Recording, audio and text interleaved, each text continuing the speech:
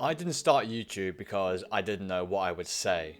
I didn't know why people would want to listen to me. I didn't know why I would start one. How dare I be so delusional to think that someone would listen to me when there's better speakers, better communicators, people with more knowledge, maybe even someone who's more attractive or knows more about YouTube in general. I know everything I say on YouTube has been said before by someone who is better at communicating, someone who's more confident in front of camera, someone who might have bigger muscles, or someone with more followers. But I'm okay with that now. You don't have to be all those things, and you don't have to be wholeheartedly original to communicate a message or opinion. My full guides is just information that I read from books, repackaged into a video form that I hope people would be able to find valuable. Trying to communicate the main points of the book while still implementing anecdotal stories from my own life. This isn't something that's new on YouTube. I know this, and it's what stopped me from starting for so long. But I realize now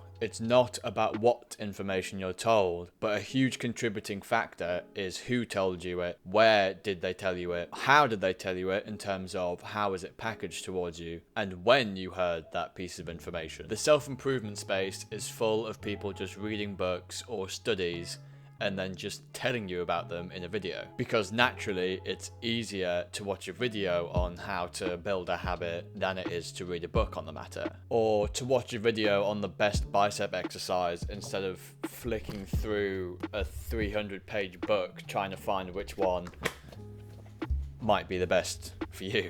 But either way, the information is the same. I'm not perfect. The way that I speak isn't perfect. Perhaps my presence on camera isn't perfect. My scripts aren't perfect and my guides aren't perfect. But maybe it's the imperfection that actually makes a channel interesting. Not all channels are Mr. Beast levels of production and polish, and not all guides are 3 hours from some world-renowned professor in that field. I hope people see me more as a boots on the ground alternative to a lot of these videos. Someone who they can trust and someone who they can relate to. Someone they can trust to be reasonable. I want to come across like a friend suggesting you try something and less like a teacher demanding you do something or else. I'm trying to build the channel, but my main focus is building a community. I'd rather have a small community of people who I really like and are actually really engaged than a large amount of people that don't care and don't really engage in any of the content and are indifferent towards it. I hope you understand that message,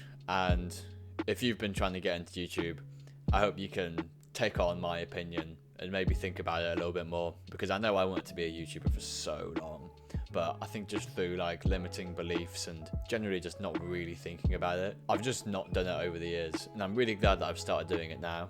Obviously, things are starting slow.